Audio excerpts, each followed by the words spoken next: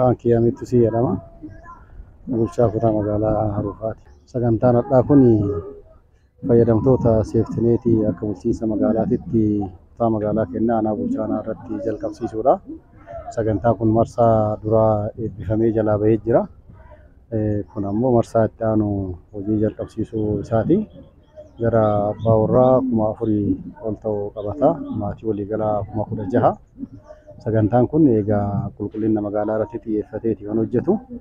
Namoonni kunniin as keessaa dhibbeentaa 20 kan ta'u warra fayyadamtoota kallattiitii jedhameeti fudhatamaa jechuudha. Isaan kunniin warra umurii isaanii manguddummaa keessa jiranii hojii hojjechuu hin dandeenye akkasuma rakkoo garaagaraa dhibee garaagaraatiin jiran isaan uduma hojjenne warra argatanii kunniin har'aasitti kana argamaniitiin jiran kunniin warroota hojii hojjetanii jechuudha. Torbee keessatti guyyaa 4 hojjetu. Guyyaa 4 kana ganama sa'a 12 irraa kaasee haga sa'a 4titti iddoo addaan qoqqoodamee bilookiidhaan sarara kennamutu jira. Isaan sana irratti qulqullina irratti hojjetu. Torbetti yeroo 4 qulqulleessu jechuudha. Idileedhaan yeroo hundaa qulqulleessu. Kanaaf maallaqa kafalamuutu jira. Maallaqa kafalamu kana keessaa qusannaa qusatu. Qusannaa qusatan kanaan gama tokkoon magaalaas qulqulleessaa, magaalaa midhaagduu uumaa, gama birootiin ammoo maallaqa sirraa argatanii maatii ofiillee gargaaraa. Qusannaa qusataniin xumura irratti gaafa eebbifamanii baniitiin jedhan maallaqa kana iddoo tokko walitti qabataniitiin jedhanii jireenya isaanii jijjiiruu keessatti hojii daldalaa biroo keessatti akka galuu danda'an karaa kanaan tarsiimoo qabameetiin hojjetamaa jechuudha. Maqaan kiyyaa Ahmad Hussein jedhama. Bulchiinsa aanaa bulchaanaati. Sagantaa addaa kun sagantaa wabii nyaataa mirkaneessuu fi marsaa sadaffaa fayyadamtoota seeftineetii warroota amaniitiin calalamanii akka aanaa keenyaatti warroota galii gadaanaa qaban akka magaalaatti yoonni sagantaa kun kennameetiin yeroo inni gaggeessaa kan jiru ta'uu isaati. Isaan wal qabateetiin abbaa warraa 4,056 maatii namootu maatii 16,000 fi wayii kagaan fayyadamtoota seeftineetii kan akka ta'aniif caalalleetiin hojii biroo uummataa keessaa ce'aa deema malee umrii isaa guutuu seeftineetiin jedhama. Seeftineetiin kun magaalaa qofaadhaa miti baadiyyaa. Isaan irraa kan eegamu amantummaadhaan iddoo isaanii kennameetiin jedhe kan torbee keessa guyyaa 4 sa'aatii 12 haga sa'aatii 4 san karaa guutuudhaan hojii kana hojjechuudha. Kan qulqulleessanillee qeema ofiiti jechuudha. Naannoo ofiiti iddoo isaanii kennan.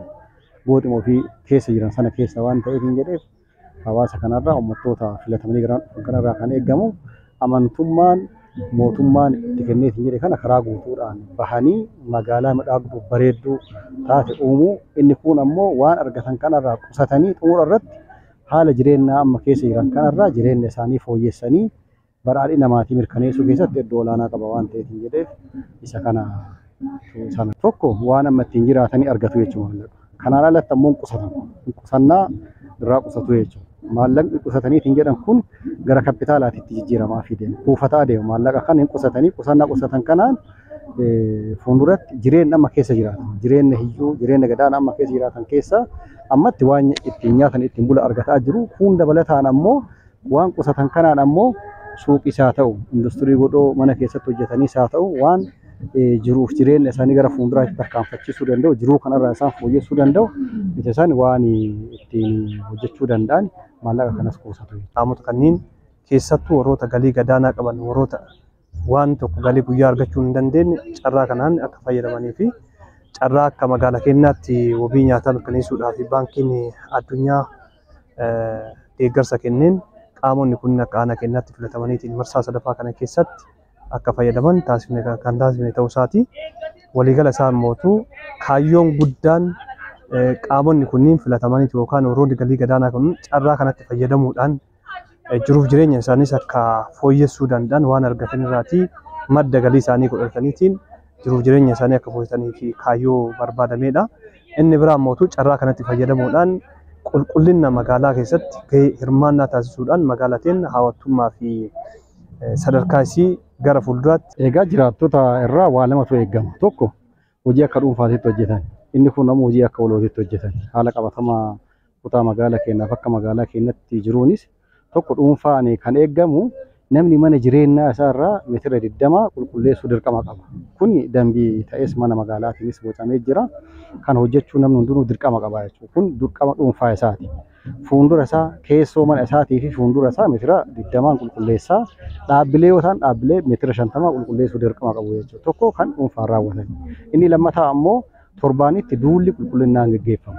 Torbaanitti duula qulqullinnaa geggeeffamu akkaataa ijaarumsa isaaniitiin garee misooma isaaniitii fi zoonii isaaniitiin bahanii torbaanitti al tokko magaalaa qulqulleessu jechuudha. Kanaaf hawaasnis gama kanaan hojii qulqullinnaa kanaan hojjetaa torbaanitti karaa idileeffameen idileedhaan warri fayyadamtoota seeftineetitti kun qulqulleessu kun ammoo guyyaa guyyaadhaan dhuunfaan namoota fuuldura isaatii fi keessoo mana isaa qulqulleessaa guyyaa guyyaadhaan deemu waan ta'eef hin jedheef hojiin guyyaa guyyaan hojjetamu dhuunfaan hojjetamu akkasumas torbaanis fayyadamtoota seeftineetiin hojjetamuu fi torbaanitti al tokko uummanni karaa duulaatiin qulqulleessu kun ida'amni kun walitti dee'ee magaalaa keenya balfarraa bilisa gochuudhaan magaalaa qulqullooftuudhaa fi magariisaa bareedduu taate uumuu keessatti iddoo olaanaa qaba. Guddinni isii baay'ee ariifataa kan jiru ta'uu isaatiin wal qabateetiin magaalaa bareedduu hawwattuu waa hundaan keessattuu gama qulqullinaatiin misoomtee magariitii argamte gochuudhaaf kaayyoo barbaadamedha.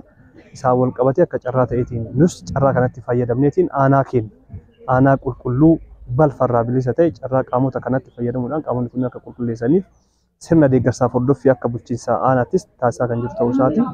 Isaanis wal qabateetiin isaan kunniin yoo diqqaate torbaanitti guyyaa 4 keessattuu ganama sa'aatii 12 haga sa'aatii 4tti yeroo taasisanitti waqtii kanatti waqtii yeroo inni kana gaggeessan wantoonni garagaraa isaan qunnamuu danda'a. Nuti ammoo akka bulchiinsaatti bira dhaabannee sirna deeggarsaaf hordoffii cimaa taasifnee bakka rakkoo isaaniitti keessattuu dhiyeessii wal qabatee waan rakkoo ta'anii mul'atan sanniin qaama dhimmi ilaalu waliin ta'uudhaan dafamee akka dhaqqabamuufiif keessattuu meeshaaleen qulqullinaaf kanneen akka uffataa qulqulleessituun gaariin wantoonni isaaniif barbaachisan maatiriyaaliin dhiyeessii kanaan wal qabateen dhimma kanaan wal qabateen jedhan dafanii akka dhiyaataniif isa keessatti ammoo qaamonni kunniin waan argatirraati akkamitti fayyadamaa ta'aa jiru. Akkamittis waa qusataallee jiru. Wama argatan kana jal'isanii fuudhanii balleessan immoo qusataa jirus kan jedhu sirna deeggarsaaf hordoffii cimaa gochuudhaan kan hoogganaa jiru ta'uu isaati jechuudha waliigala isaatti. ሙሉ አካል እያለ ማስራት እየቻል መለመን ይጠየፋል። መለመን ትክክል አይደለም። ሁሉም ሰው መጠየፍ አለበት። ስራ ማስራት